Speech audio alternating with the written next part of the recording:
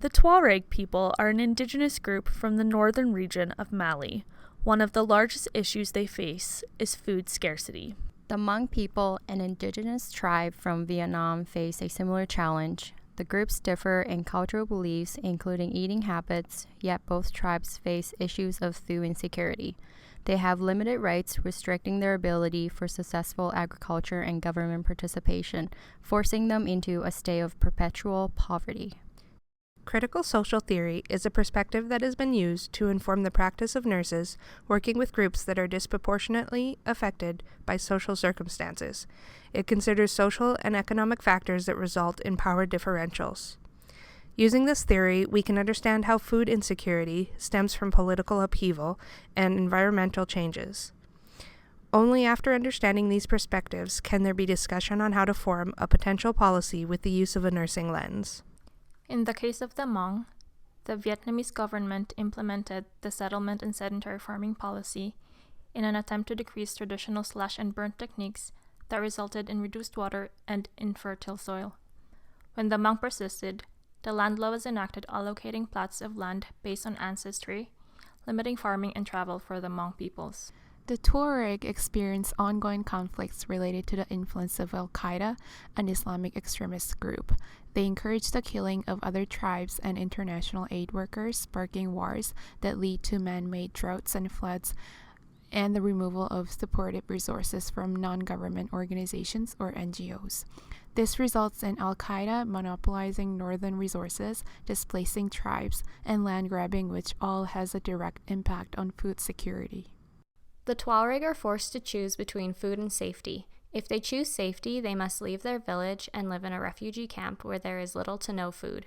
If they choose to stay in the village, they are in constant danger of violence and revenge attacks, further fueling the message that the government is neglecting the region, and if they are to survive, they must become politically independent.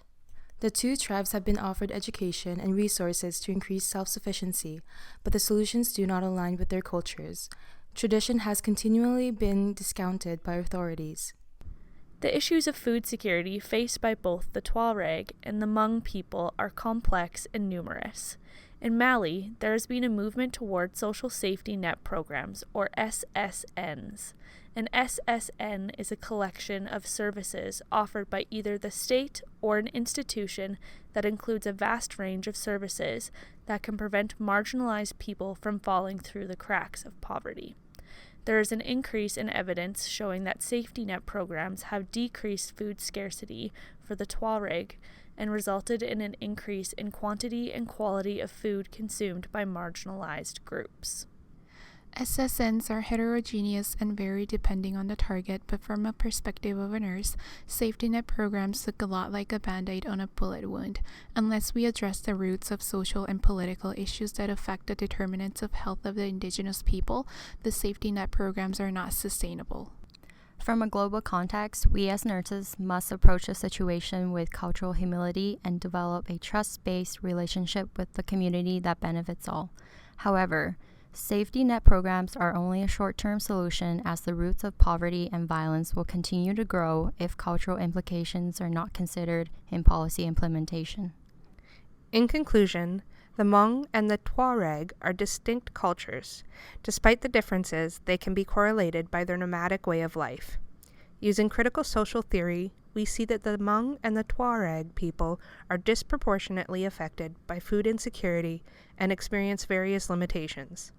Social safety net programs can potentially address the issues of food scarcity, as there is clear evidence that SSNs can increase food security. It is vital to approach the challenge of food scarcity among indigenous peoples with cultural humility, establishing trusting relationships with indigenous communities in order to enhance the health of this population globally.